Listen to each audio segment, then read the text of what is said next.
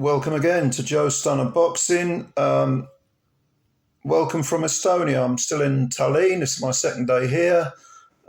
Great city. Very strange place names, though. I mean, even today alone, I have waltzed through Fat Margaret's Gate, been up St. Catherine's Passage. Normally get arrested for that. And I think the least said about the Kick Indie Cock Museum, the better. But apart from the names, beautiful city, very old. I'm sticking to the old town because I love all that old, cobble street stuff and all that, history. I love history and all that sort of thing. But anyway, let's talk a bit of boxing because we've got a heavyweight fight coming up on Saturday in Texas between Gerard Anderson, who many have considered the sort of heir apparent to the heavyweight division and certainly America's major, if not only, heavyweight prospect or potential heavyweight champion. How times have changed. And Ryad Mehry, who is coming off a very good victory over the 2016 Olympic heavyweight gold medalist Tony Yoka. Mehry is really just, a cruiserweight, I think. He lost to Kevin Lorena, who isn't a bad fighter himself. But the shock win over Yoka has got Ryad Mehry this opportunity to fight one of the big prospects and kind of gate crash the heavyweight division. Now, I saw an interview with Gerard Anderson, and it was very interesting because he's had his issues outside the ring. He got done for, was it drink driving or DUI, whatever they call it over there. And he said the right things. He said, look, I'm sorry. It was no personal, no reasons for it. I was just, did a stupid thing, made a bad choice. It wasn't a cry for help or anything like that. It was just, me making a stupid decision. So he said the right things, but he also said something that I thought was quite intriguing, and that is that apparently his mother is a psychologist, or she's certainly, that's her specialist line of work, and she's got, I think, a master's or a PhD in the subject. And the interviewer said, did that have any effect on you growing up? And it seemed to sort of stop Anderson dead, as if he hadn't thought of that before. And he said, oh, that's interesting. Maybe her schooling did sort of affect her parenting methods. And there is a danger with that. I mean, it's a double-edged sword because at the same time, you want to be able to understand psychology and opponent psychology. You want to be able to read your opponent and so on and so forth. But the flip side to that is that you can overthink and you can become a little bit too intricate. You can look for things that aren't there. You can misunderstand the opponent, how they're behaving, I'm talking emotionally, mentally, and so on, their psyche.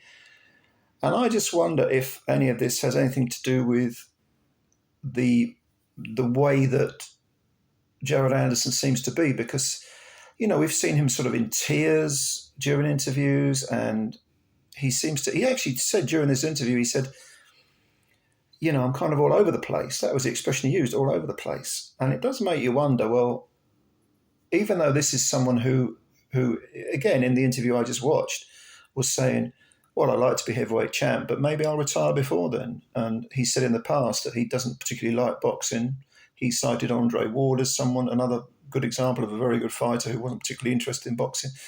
He says, I'm not that fussed. I just want to probably make his money and then get out and do other things. And he is a very young man. So, I mean, getting done for a DUI or whatever it was, it wouldn't be the first. We won't be the last. But the reason I mention all of this is because you have to ask the question, what will happen when push comes to shove, when it comes to the crunch? Where will Anderson's mind be when his back's against the ropes and he's taking a pounding and that thought comes into his head, as it always does with fighters who are taking a battering? Should I get out of this? Should I quit? Or in the case of someone like Fabio Wardley, who's a very, very good example of this, should I just fire back, just explode rather than implode? So I think this is all stuff, this is all stuff that probably isn't going to be answered in the Ryad Mehry fight, because although Ryad Mehry is a decent fighter, he's not a world-class heavyweight, and he's been brought in to lose. But I wonder if Anderson was to be in there with a, I don't know, a Joshua, or even someone like a Dubois who hits him hard and hurts him. I mean, Parker maybe, who's got a lot of savvy. I wonder where he'd be. Well, like I say, I don't think these questions will be answered against Ryad Mehry, because although Mehry is he 31 or is he older than 31? I know Anderson's in his 23, 24. He's not going to get any better than he is, Mehry. But this is his chance to, again, raise his stock. Because if he goes a distance with Anderson and he gives him a really good fight, questions will be asked of Anderson, but they'll also raise Ryad Mehry's stock. Anderson is expected to get rid of this guy, again, who's really just a cruiserweight, with ease. He's supposed to stop him and not look awkward doing it. He didn't look great against Charles Martin. Martin actually clipped him and hurt him quite late. He did have Martin on the floor. There's no doubt that Anderson has tremendous talent, raw talent. But as we've always said, you've got to put it together. You've got to stitch it all together. It's like having a load of beautiful bits of cloth, and you want to make some sort of garment. You've got to know how to stitch it together well. Otherwise it falls apart the first time you put it on. You know what I mean? So the jury is out with Jared Anderson. I expect him to get the job done against Ryad Mehry, probably in about 6 rounds, 7 rounds. I'll say 6 rounds. But yeah, I mean, who after this? Clearly, after the Charles Martin fight, he's dropped down a level, because Martin isn't a bad fighter. I know everyone talks about him being blown out by AJ in 2 rounds, but Martin's actually a fair bit better. He's actually improved since then, I think. And so after looking a little bit questionable in that fight, or in patches of it, they've dropped Anderson down a level or 2. If he doesn't look good in this fight, then I think questions really will start to be asked, because you can have a bad day at the office or a mediocre day at the office, but with someone like Ryad Mehry, who's been set up for you to look good, a smaller man, he's actually got a pretty good record. So I think it's 32-2, Mehry.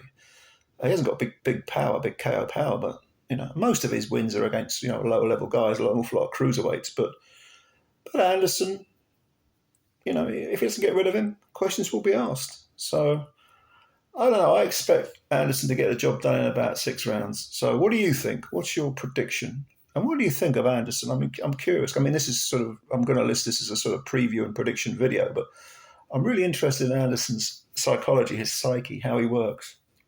Whether those little tussles with the law, which are relatively minor, are just going to be little aberrations, youthful folly, rather than something more meaningful. I think it will be interesting to see how it pans out for him, because he does seem like, as far as his psyche is concerned, he seems like quite a complex young man. And he speaks very well. He's clearly intelligent. He's articulate.